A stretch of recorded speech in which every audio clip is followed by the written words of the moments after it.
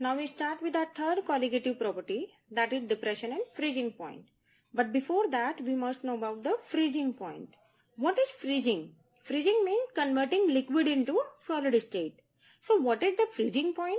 Freezing point is that temperature of any substance at which the vapor pressure of its liquid state is equal to the vapor pressure of its solid state.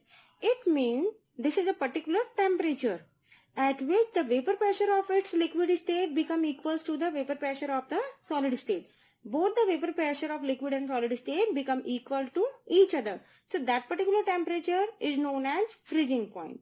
Now you may have one doubt in your mind that solid state does not have its vapor pressure. But that's not true. In fact, each and every substance having their own vapor pressure. Solid state too having its vapor pressure, although it is less. So the vapor pressure of the solid state is less in comparison of the vapor pressure of the liquid state. Okay, so that particular temperature at which the vapor pressure become equal to each other of liquid and solid, then this is what freezing point. To understand this, we may plot the graph. This is the graph in between the vapor pressure taking on y coordinate and the temperature which we have taken on x coordinate. So this is the graph between vapor pressure and the temperature. Now, in the first condition, we have to take the pure liquid, pure solvent first. And again, we have to take its solid state. Means suppose we have taken the water, then we have to take ice. So first we have to take pure water or the pure liquid and its solid state, okay, of same substance. Liquid and solid should be of same substance. So now we have to plot the graph in between the vapor pressure and the temperature first for the solid state. As we know, the vapor pressure of the solid state is less. Clear? Now as we decrease the temperature, on decreasing the temperature, the vapor pressure will also decrease. As you all know that on decreasing the temperature, the vapor pressure of the substance will also decrease. So first we are taking it for the solid state. So for the solid state, the vapor pressure on decreasing the temperature will decrease like this. Okay. So this line showing the vapor pressure versus temperature relationship for the solid state. So as we decrease the temperature, the vapor pressure will also decrease. Okay, starting from this point to this point. So as we are decreasing the temperature, the vapor pressure of solid is also decreasing. Okay. Now, we have to take the pure liquid, and for the pure liquid, suppose at the room temperature, the pure liquid having the vapor pressure this. Okay, we are starting from this point. As we decrease the temperature, then the vapor pressure will also decrease like this.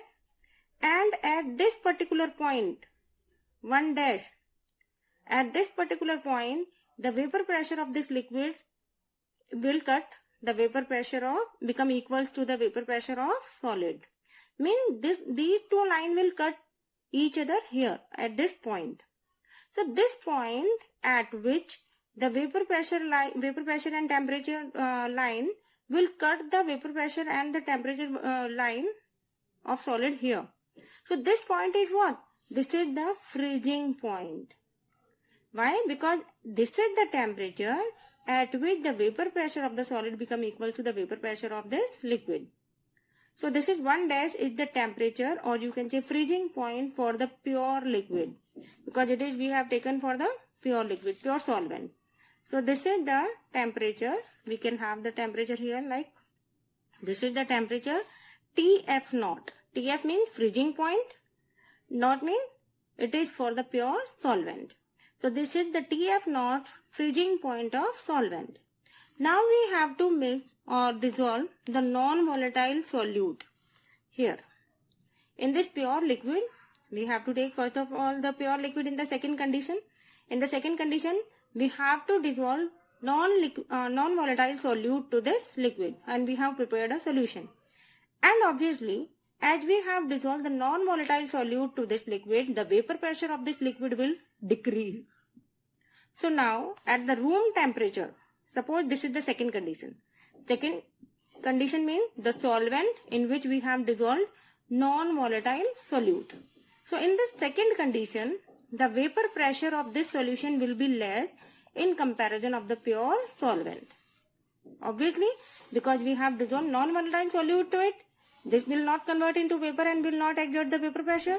So the vapor pressure of the solution will decrease. So this is the point showing the decrease in the vapor pressure in comparison of the pure solvent. Again, we have to decrease the temperature to equalize its vapor pressure to the solid.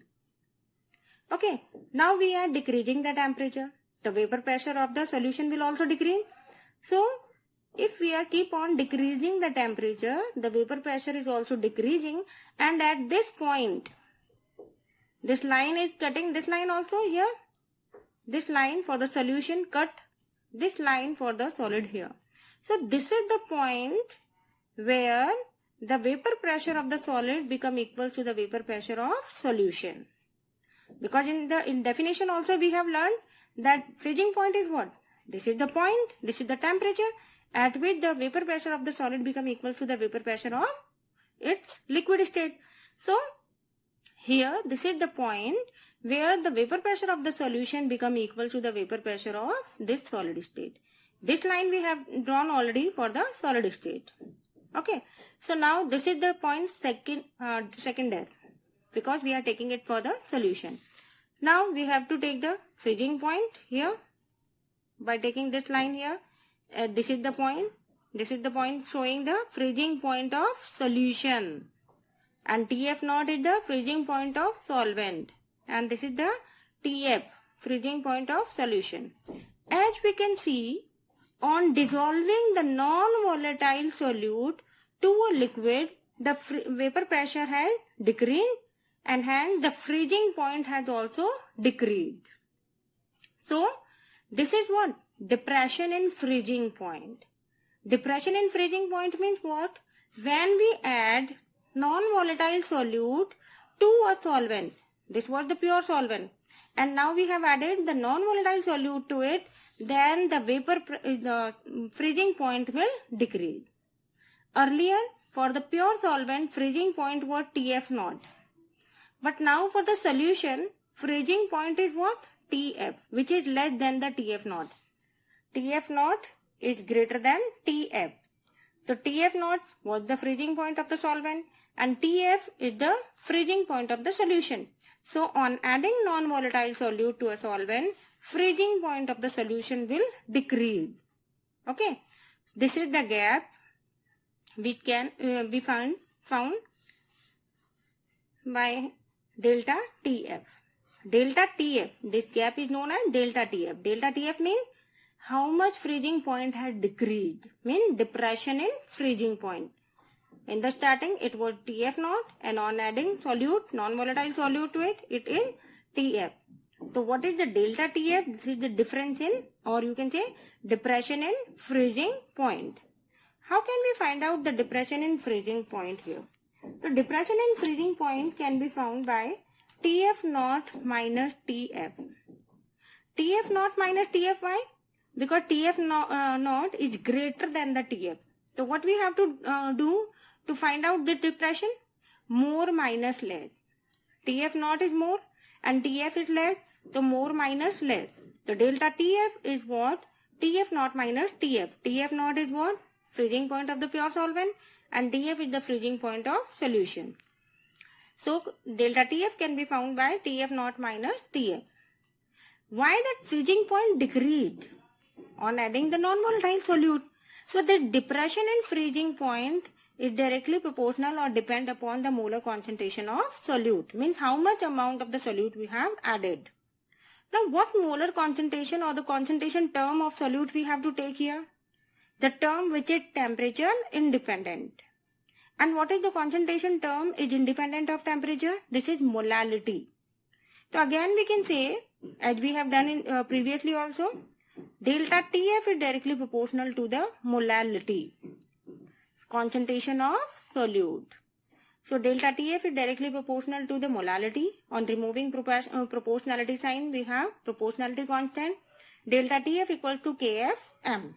Here what is Kf? Kf is the molar depression constant of solvent. Molar depression constant of solvent. So delta Tf is equal to Kfm. Molality, again we can keep the formula of molality. You all know how we have to find out the molality. Molality is the number of moles of solute upon mass of solvent in kg. And by keeping the value of number of moles of solute here, what we will get? Delta Tf equals to Kf mass, given mass of the solute upon molar mass of solute multiplied by mass of solvent in kg. And again, if the mass of solvent is given in the gram, then we have to multiply the whole formula by the 1000. So what will we have the formula? Delta Tf, this is the depression in freezing point, equals Kf, molar depression constant, multiplied by given mass of the solute divided by the molar mass of the solute, and here it is the mass of solvent in gram multiplied by